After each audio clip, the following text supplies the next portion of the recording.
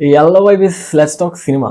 ഒരു സിംഗിൾ റൂമിൽ ഷൂട്ട് ചെയ്തിട്ടുള്ള 2 ത്രില്ലേഴ്സ് കണ്ടാലോ? ഈ സിനിമകളുടെ പ്രത്യേകത എന്താണെന്ന് വെച്ചാൽ ബഡ്ജറ്റ് കുറവായിരിക്കുമെങ്കിലും ഇതിന്റെ സംഭാഷണവും ഇതിന്റെ വിവരണവും ഒക്കെ കൊണ്ട് നമ്മൾക്ക് ഒരു ത്രില്ലിംഗ് എക്സ്പീരിയൻസ് തരാൻ വേണ്ടി ഈ സിനിമകൾക്ക് സാധിക്കുന്നു. ആദ്യത്തെ സിനിമ 2009 ഇറങ്ങിയിട്ടുള്ള എക്സാം എന്ന് പറഞ്ഞിട്ടുള്ള ഒരു സിനിമയാണ്. ഒരു കമ്പനിയുടെ ടോപ്പ് പൊസിഷനിൽ എത്താൻ വേണ്ടിയിട്ട് ഒരു 8 മത്സരാർത്ഥികൾ എത്തുന്നു. ഇവരെ ഒരു എക്സാം ഹാളിൽ പൂട്ടിയിടുന്നു. എന്നാൽ 3 നിയമങ്ങൾ എഴുതിയ ഒരു പേപ്പർ മാത്രമാണ് ഇവർക്ക് നൽകിയിട്ടുള്ളത്. വേറെ ക്വസ്റ്റ്യൻസ് ഒന്നും ഇവർക്ക് നൽകിയിട്ടില്ല. സോ ഈ എക്സാം എങ്ങനെ പാസ്സാവും എന്നുള്ളത് ഇവർ തമ്മിൽ ഒരു ടെൻഷനും കൺഫ്യൂഷനും ഒക്കെ ക്രിയേറ്റ് ചെയ്യുന്നു. വളരെ ത്രില്ലിംഗ് ആയിട്ട് കണ്ടിരിക്കാൻ പറ്റുന്ന ഒരു സിനിമയാണ്. ലാസ്റ്റിൽ ഒരു നമ്മൾ പ്രതീക്ഷിക്കാത്ത ഒരു ട്വിസ്റ്റ് കൂടി ഈ ഒരു സിനിമയിലുണ്ട്. സോ ഈ ഒരു സിനിമ കറന്റ്ലി ഒരു പ്ലാറ്റ്ഫോമിൽ അവൈലബിൾ അല്ല. അതുകൊണ്ട് തന്നെ ഈ സിനിമയുടെ ലിങ്ക് ആവശ്യമുള്ളവർ കമന്റിൽ എക്സാം എന്ന് ടൈപ്പ് ചെയ്യുക.